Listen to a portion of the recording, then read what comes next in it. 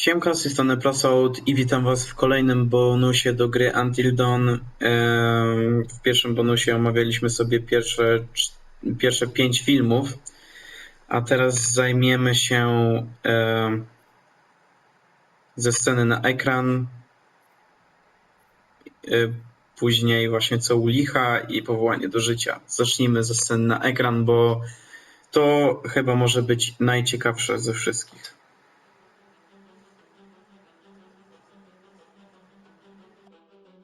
My name is Will Biles, Executive Creative Director of Until Dawn. The first part of getting a believable facial performance in-game is to capture, topographically, the actor's range of emotional expressions as separate versions of the same head. Every tiny nuance gets digitized and merged, effectively creating a model that can recreate every facial movement that the actor makes.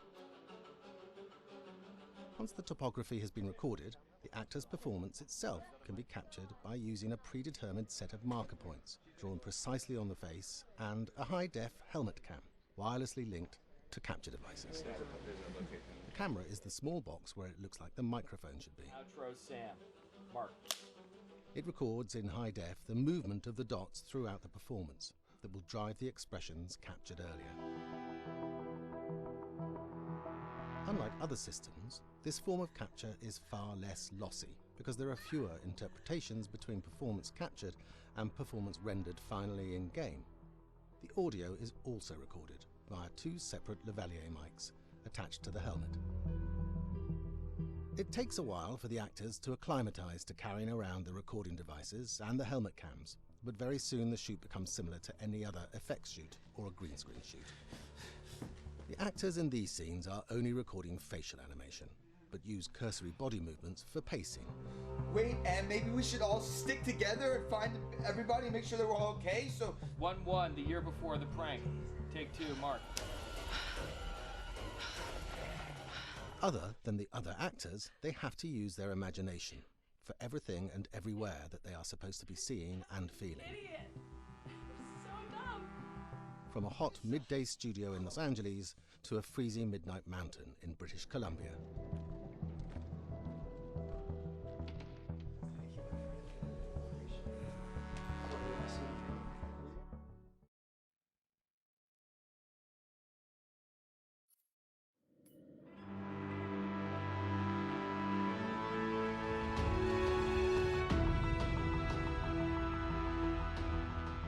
Until Dawn has a dynamic, ever-changing story, the facial performances and the body performances are recorded separately with different systems.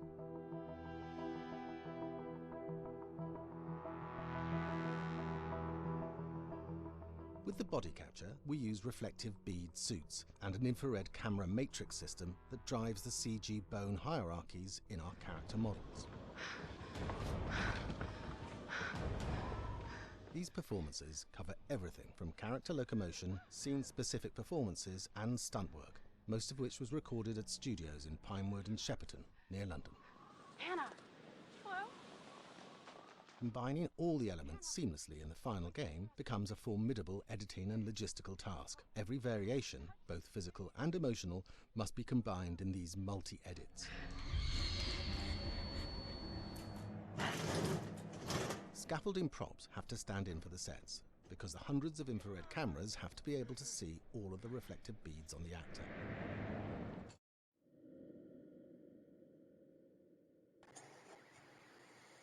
Powiem wam, że krótkie to było, o dziwo. Ale no fajnie to wszystko pokazali, no.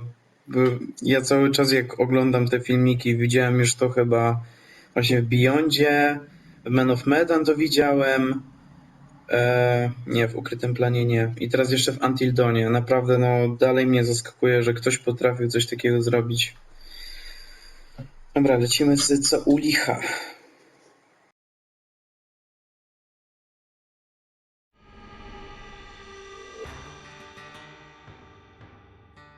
America's North Woods border region.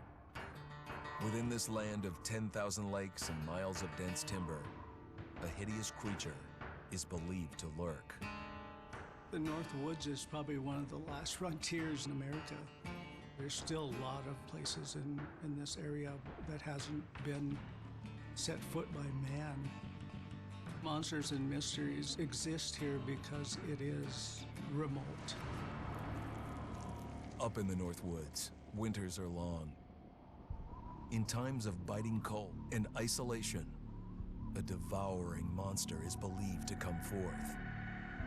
It's terrorized native people for generations. Growing up, I was told, like, don't go outside, the Wendigo will get you.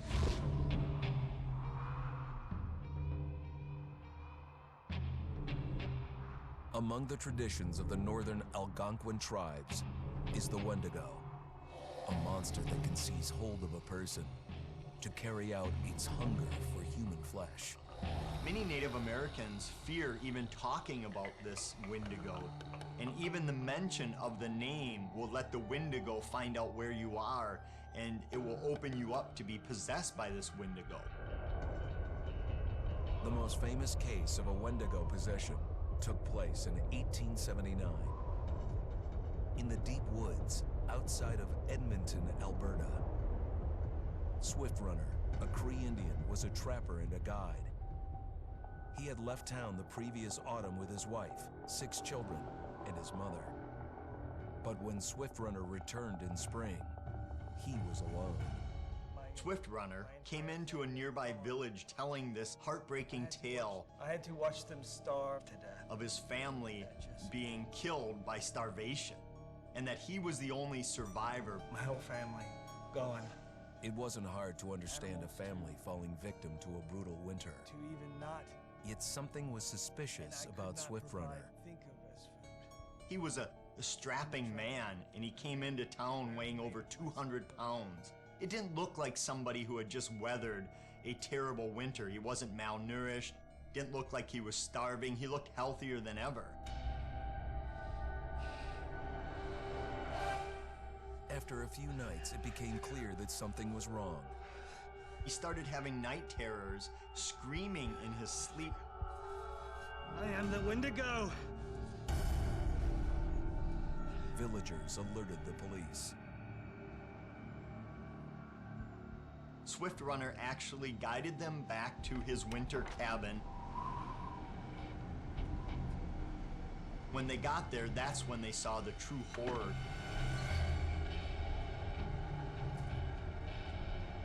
Human skulls were scattered around, many bones, some of which had been snapped in half, and the marrow inside had been drained. They had never seen anything like it. Swift Runner had killed his entire family, shooting them, hitting them with an axe, strangling, and then eating most of their bodies.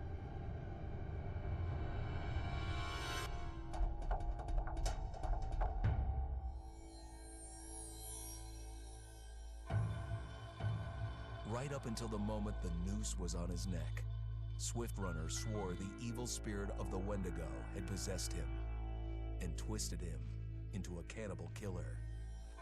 When he was on the gallows, Swift Runner himself said, "I am no longer a man."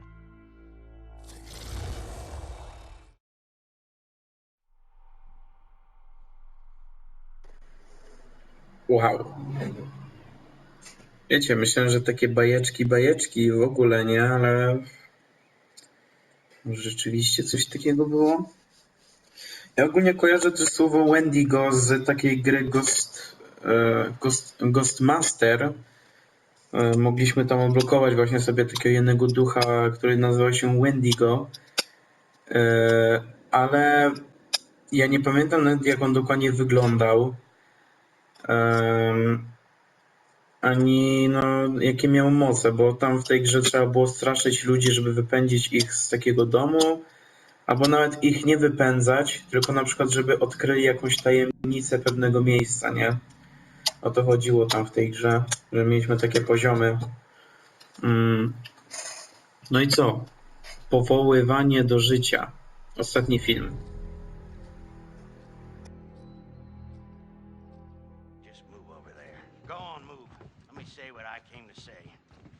I'm here to tell you what you're up against being back on this mountain. You should never have returned. I don't know why you did after what happened last year. You mean with Hannah and Beth? Yeah, how could you know without being involved? I don't take kindly to you kids coming up here to my mountain. Your mountain. The mountain don't belong to me, it's true. But it don't belong to the Washingtons. This mountain belongs to the Wendigo. Hi, this is Lee Robinson, production designer at Supermassive Games. Understanding the ancient myths of the Wendigo was key for their development that helped the visual look. Through sketches and concepts, these elements were visualized, such as eyes being milky, almost dead, with loss of lips and eyelids due to frostbite, fangs growing and arms and legs getting longer, with skin hardening and thickening to look snarling and menacing, yet withered and lean. What the hell was that? Another fucking piece of... Fingers and toenails extending like claws, allowing them to climb effortlessly. We made them look gaunt and weathered, and having ragged remains of clothes they wore. Blood-stained and rotten, with patches of hair still remaining, they retained strong skeletal limbs, which enable them to be agile and quick through the environment. Where are you? My name is Jamie Gallipo, animation director at Supermassive.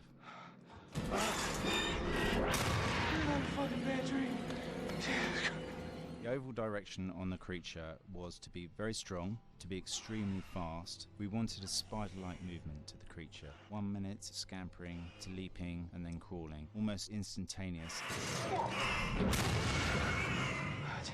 And finally, we wanted the creature to have this real, uncontrollable thirst for flesh.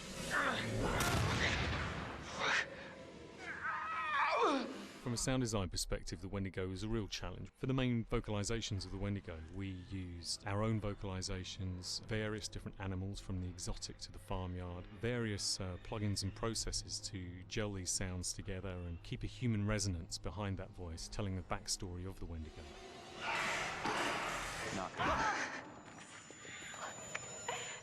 During the chase sequences, the anger of the Wendigo is felt by encircling breaths, screams and screeches that essentially chase you as you're being chased by the Wendigo.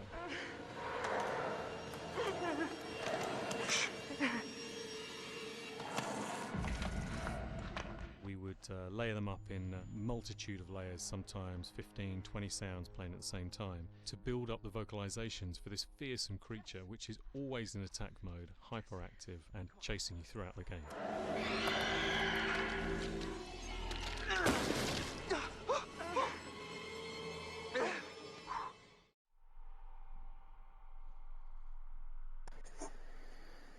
No, powiem wam szczerze, myślałem, że oni, nie wiem, znaleźli tą jedną osobę, która potrafi zrobić jakiś pojebany dźwięk, ale okazuje się, że to jest 15 albo 20 dźwięków naraz. Naprawdę nice. Dobra robota. Naprawdę. Little Hope ma być ponoć jakiś stwór. Pokazali na trailerze. Wiecie, Little Hope to jest kolejna gra od twórców Until Dawn i Ukrytego Planu i Man of Medan właśnie, która ma wyjść w 2020. Ma wyjść jeszcze jedna gra w 2020 i właśnie przez to się boję, że oni kompletnie nie dopracują obu tych części, które mają wyjść w 2020 i nie będzie to w ogóle warte sprawdzenia. Ja oczywiście kupię Little Hope też preorder, od razu mogę was zapewnić. No i co? No. Z bonusów do Until Dawn to by było na tyle. Jeśli jesteście ciekawi drugiego mojego podejścia do Until Dawn, to możliwe, że już jest na YouTubie. Wiecie, że wy oglądacie to w przyszłości dalekiej, a ja już to nagrałem, albo może oglądacie to od razu, to troszeczkę na to poczekacie.